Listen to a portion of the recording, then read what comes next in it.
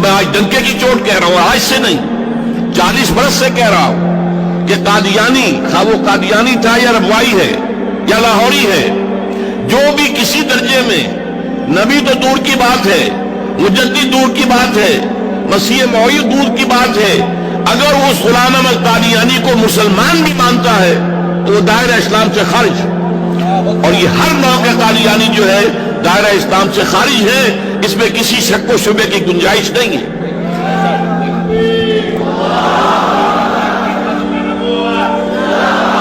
البتہ میں ذرا ایک نقطہ علماء کرام کی توجہ کے لیے پیش کرنا چاہتا ہوں۔ میرے نزدیک ختم نبوت کے 2 مفہوم ہیں۔ ایک یہ کہ پہلے نبوت تھی حضور سے پہلے، آپ کے بعد نہیں ہے۔ جیسے ہم کہتے ہیں آٹا تھا ختم ہو گیا، پیسے تھے مک گئے۔ دوسرا تو مفہوم کیا ہے؟ اسکول کا طالب علم کہتا ہے میں نے اپنا کام پورا کر لیا، میں نے اپنا کام ختم کر لیا، کام پورا کر لیا۔ ختم نبوت کا دوسرا مفہوم، نبوت اور رسالت کی تکمیل ہوئی ہے محمد رسول اللہ صلی اللہ علیہ وسلم پر۔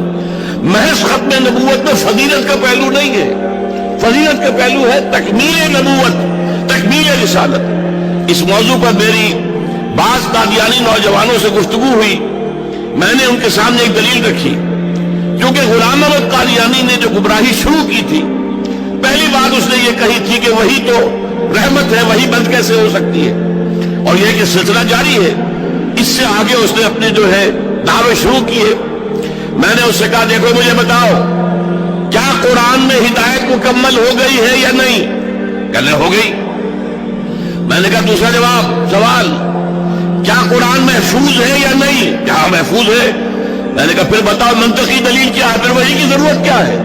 ہدایت مکمل ہو گئی، الہدا آ چکی۔ یہی وجہ ہے کہ تورات میں بھی اگرچہ ہدایت بھی تھی، قرآن کہتا ہے اِنَّا أَنزَلْنَا التَّوْرَاةَ فِيهَا هُدًى وَنُورٌ، اس کی حفاظت کا ذمہ اللہ نے کیوں نہیں لیا؟ اگر اللہ ذمہ لیتا کیا اس میں تحریف ہو سکتی تھی؟ کہ نہیں۔ اس کا ذمہ کیوں لیا؟ اس لیے کہ وہ تو ابھی انٹرم پیریڈ کے لیے ہدایات اللہ دے رہا تھا۔ الہدا، the guidance, the total guidance, the complete guidance, the eternal guidance ابھی یہاں نہیں تھی، لہذا اس کی حفاظت کی گئی ہے، سابقہ کی حفاظت کی ضرورت ہی نہیں تھی۔ پھر دین کامل ہوا، الیوم اکملت لکم دینکم واتممت علیکم نعمتی، یہ اتمام، تکمیل۔ اور یہ جو فرمایا آپ نے انما بعثت لاتمم مکارم الاخلاق، مجھے اس لیے بھیجا گیا ہے کہ اخلاق کی بلندیوں کی تکمیل کر دوں۔ اکمال ہو، تکمیل ہو، اتمام ہو، تتمیم ہو، یہی تو الفاظ ہیں جو محمد رسول اللہ کے لیے استعمال ہوتے ہیں۔ یہ تکمیل نبوت کے بعد ایک سادہ سے آدمی سے بھی پوچھئے، ایک گلاس لبالب بھر گیا ہے پانی سے، اب کون سا پانی ڈالو گے، کہاں ڈالو گے؟ اب اس کے اندر کسی پانی کی گنجائش نہیں ہے۔ ہدایت خداوندی، اليوم اکملت لکم دینکم واتممت علیکم نعمتی، اور نعمت کیا ہے؟ نعمت ہدایت۔ اس لیے کہ دنیا کی کوئی شے نعمت نہیں ہے جب تک کہ نعمت ہدایت ساتھ نہ ہو۔ صحت نعمت نہیں ہے اگر ہدایت نہیں ہے، اس لیے کہ غنڈہ گردی کرو گے، اپنی صحت کو غلط استعمال کرو گے۔ دولت نعمت نہیں ہے اگر ہدایت نہیں ہے، عیاشیاں کرو گے، بدماشیاں کرو گے، اور تم لوگوں کو کے اوپر دولت کا دھوس جماؤ گے، اصلاح و تبذیر کرو گے۔ لہذا نعمت ہدایت، اس کے ساتھ ہر شے نعمت ہے۔ وہ نعمت کامل ہو چکی محمد رسول اللہ پر، اس کی حفاظت کا ذمہ لے لیا اللہ تعالیٰ نے ابد الآباد تک، اس کے اندر کوئی بھی تحریف نہیں ہو سکتی۔ ایک نقطہ صرف اور اجازت چاہتا ہوں کہ ہمیں یہ چاہیے کہ اس ملک میں نفاذ شریعت کی پوری تحریک کو پوری مضبوطی کے ساتھ کھڑا کریں۔